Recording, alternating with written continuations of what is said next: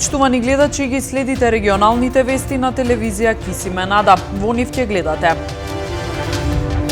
Од пред 2 дена во модуларната болница во Гостивар не се хоспитализираат заболени со ковид, се поставува систем на централен кислород. Пост-ковид третман наскоро во приватната здравствена установа доктор Мацура во Тетово. Во првите 3 месеци од годинава регистрирани 8 кривични дела и 17 поплаки врзани со насилство во домот во Гостиварско.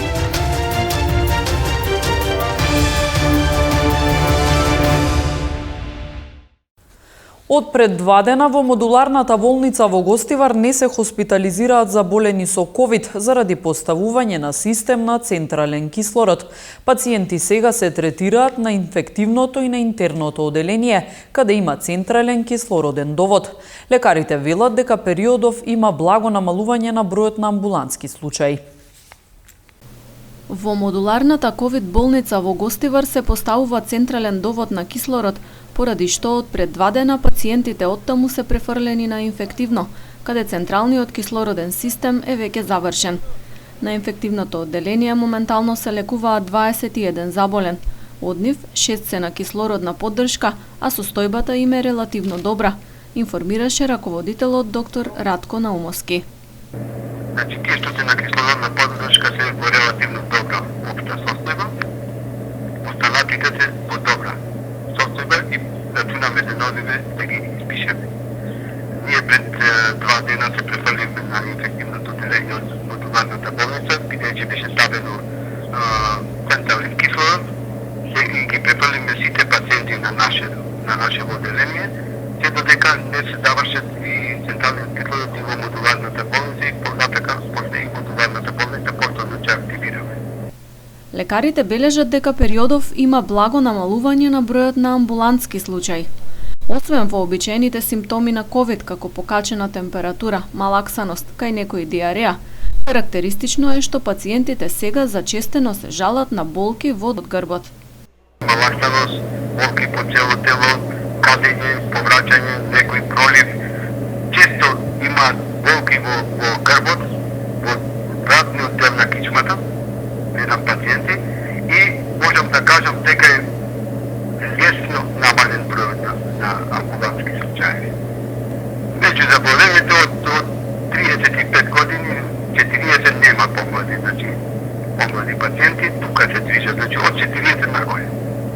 Освен на инфективното, пациенти со ковид во Гостиварската болница се лекуваат и на интерното одделение, кој има услови за централен кислород. Според последните податоци од Министерството за здравство, вкупната бројка на хоспитализирани ковид пациенти во Гостивар е 46. Активно заразени со коронавирус на подрачјето се околу 500 лица. Има доволно простор во клиничкиот центар Тетово. Се менаџираат хоспитализациите. Поголем проблем е третманот на пациентите со оваа болест, која е навистина тешка, вели доктор Нуредини од ковид центарот во Тетово. Се менаџира, не е некој проблем за хоспитализација на пациенти, него пациентите кои што се во тешка здравствена состојба, каде и да се, болест е навистина тешка. Кај нас ова болница е голема, така да ние од почетокот што му ви кажал неколку пати дека се менаџира и не сме имале страв дека ќе ни се случи ситуација да немаме кревети. Така да и без модуларна нема проблем некои тешкоти, него тешкотијата се разбира каде е, дека болеста е навистина тешка и е смртоносна. Министерот за здравство Венко Филипче соопшти дека од Министерството во вторник ќе заминат во официјална посета на Белград, каде што ќе се сретнат со министерот за здравство Лончар и директорката на Институтот Торлак. Тој најави и пристигање на вакцините Pfizer во понеделник. Во понеделник ги очекуваме да стигнат вакцините на Pfizer и тоа беше потврдено и во текот на вчерашниот ден и утрово. Тие ќе стигнат со авионски превоз до Софија и понатаму со специјален транспорт ладен ланец во попланените часови во понеделник тука во Скопје. Ние сме спремни да ги превземеме во делот на административните постапки, све што треба за давање на дозволите, секако и вообичаениот начин, онака како што се сместија и првите количини на вакцините на Pfizer. Ние во вторник ќе одиме представници од Министерството за здравство во официјална посета на Белград. Ќе се сретнеме со министерот Лончар и директорката на институтот Торлак. Ќе имаме разговор за повеќе битни теми во делот на нашата соработка и надвор од прашањето за вакцините, она соработка која што имаме во размена на експертизата, нивни експерти тука во делот на гинекологијата, неонатологијата, понатаму во делот на кардиохирургијата. Меѓутоа и за некаков стратешки план за набавка на вакцини од институтот Торлак, со глед на тоа што во овој момент не ни се потребни, но гледаме како се одвива работата со пандемијата, има разни најави, не можеме да претпоставиме како ќе се одвива и сметам дека е најлогично решение да институтот Торлак ни биде стратешки партнер во делот на набавка на вакцините понатаму кога ќе треба согласно тоа како ќе се одвива пандемијата. Состојбата во болниците е стабилна во смисла да нема некој голем и неконтролиран наплив на пациенти во сите јавноздравствени установи и во Скопје и секаде низ државата. Во текот на вчерашниот ден и утрово имаше и има доволен број на слободни болнички кревети и после оној мини притисок во понеделникот, следните денови е прилично еднаков број на испишани и примени пациенти. Остануваме и викендов со истиот систем на ротација и менеджмент на местата како помеѓу институциите во Скопје, така и од државата кон скопските клиники и болници кај што се сместени пациенти со COVID. Голем број пациенти кои прележале COVID-19 имаат потреба од лекарска помош и понатаму. Болеста остава последици кои луѓето долго ги чувствуваат. Затоа во светот се размислува за отворање на така наречени пост-ковид амбуланти. Во чекор со тој тренд е и приватната здравствена установа доктор Мацура од Тетово. Се почесто се дискутира за последиците од COVID-19. Голем број луѓе по прележување на болеста се уште имаат здравствени проблеми. COVID-19 често остава трајни последици, најмногу на кардиоваскуларниот систем, белите дробови, но и другите органи како црниот дроб, бубрезите, цревната флора и така натаму.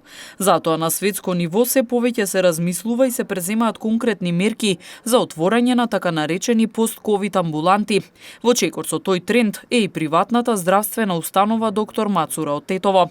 Подетално за подготовките од информациите на Марија Силјановска, која е дел од екипата здравствени работници во установата. Секако потребата од пост-ковид амбуланта и во Тетово станува неопходност.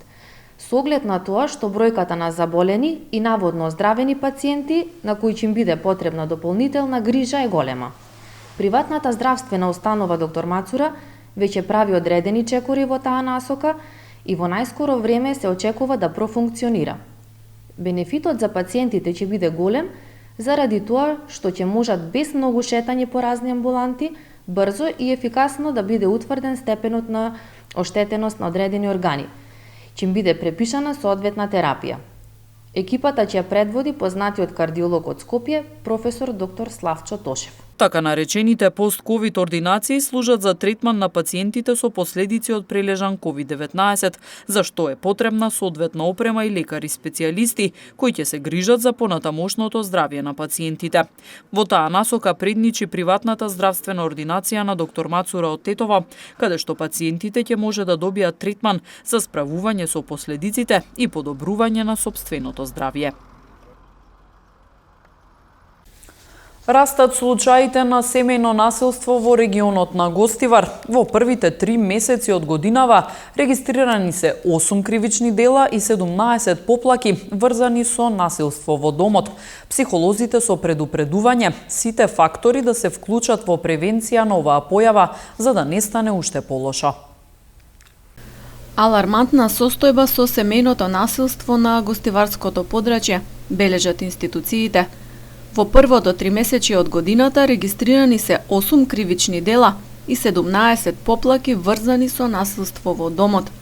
Во 6 од случаите на жртвата и биле нанесени телесни повреди. Освен физичко, имало и психичко и економско малтретирање.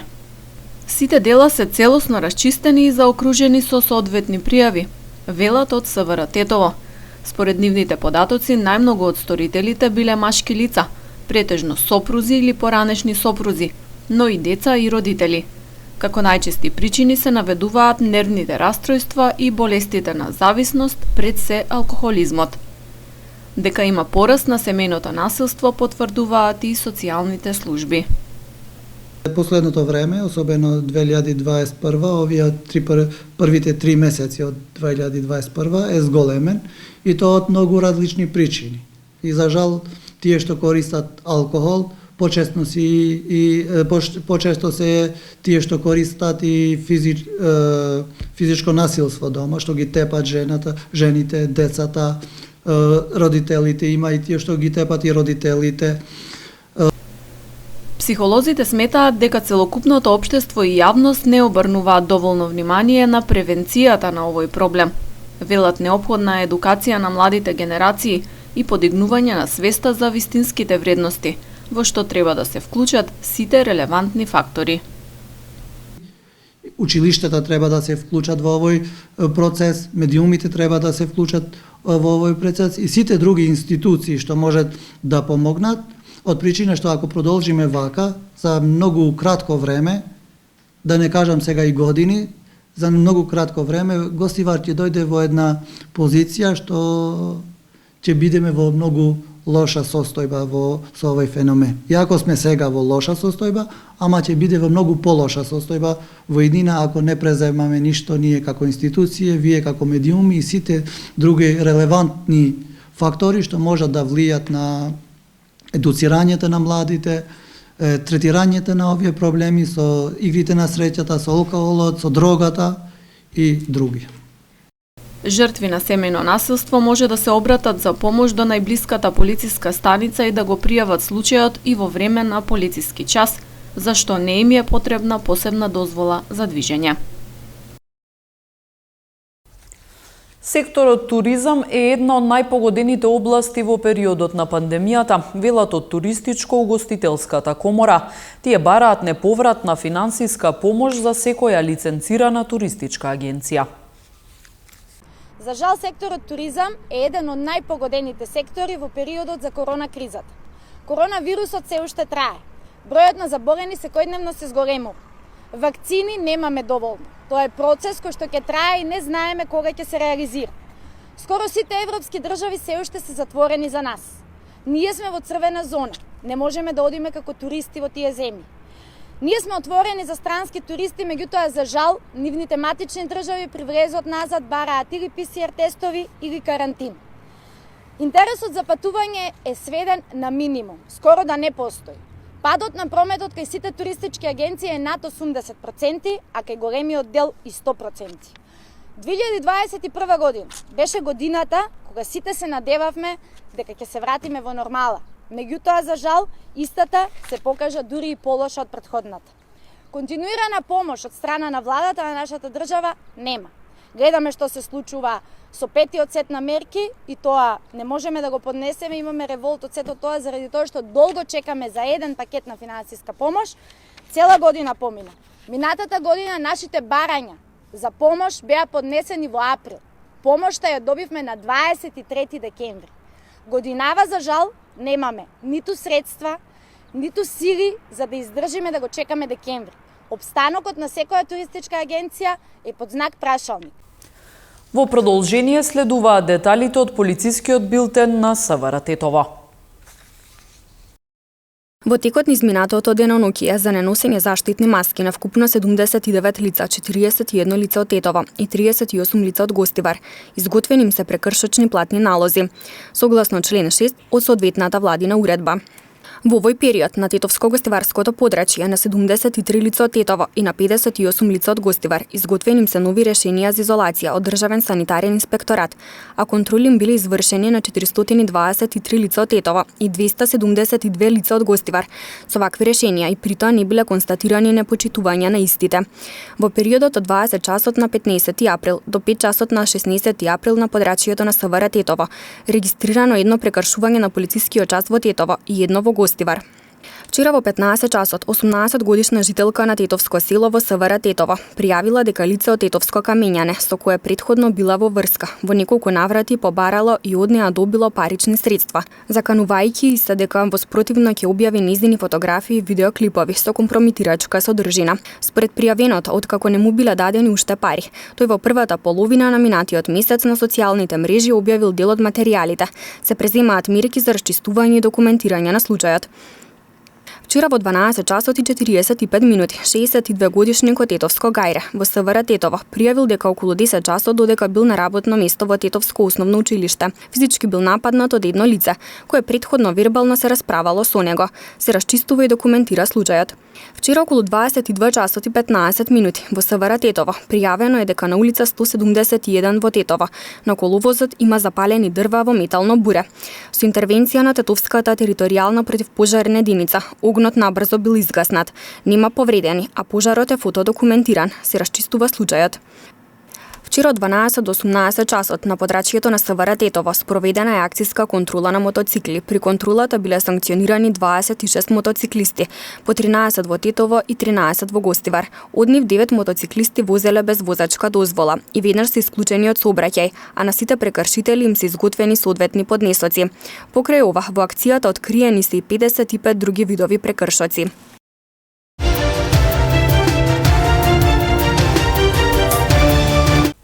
Денес во 18 часот во Тетово започнува финалната серија од машкиот одбојкарски шампионат на Македонија. Екипата на Универзитет Тетово за противник ќе го има составот на Џио Струмица. Денес со почеток во 18 часот во спортската сала на Државниот универзитет во Тетово ќе започне финалната серија од машкото одбојкарско првенство на Македонија. Екипата на Универзитет Тетово влегува со негатива од 1:0, бидејќи Џио Струмица го освои првото место на табелата во лигашкиот дел од првенството. Се работи за две квалитетни екипи, кои оваа сезона до сега одиграа вкупно 6 меѓусебни надпревари. На 4 поуспешни беа одбојкарите од Струмица, додека на 2 надпревари победата и припадна на екипата на Универзитет Тетово. Прво што мислам дека може да очекувам, се надевам дека ќе биде така, ќе биде една возбудлива одбојка за сите гледачи во Македонија. Сега за резултатот не може да се знае, бидејќи Џио е една искусна екипа која има индивидуални квалитети, што заедно се долги години заедно играат, уиграни се, значи квалитетна екипа, но ние секако не се предаваме, веруваме во нас. Тие почуваат 1:0, ние почуваме дома, се игра во 3 добиени надпревара, значи или ќе се одиграат 2 надпревара или 4, ние секако идаме на титула. Шампион на Македонија ќе биде екипата која прва ќе стигне до 3 победи во финалната серија.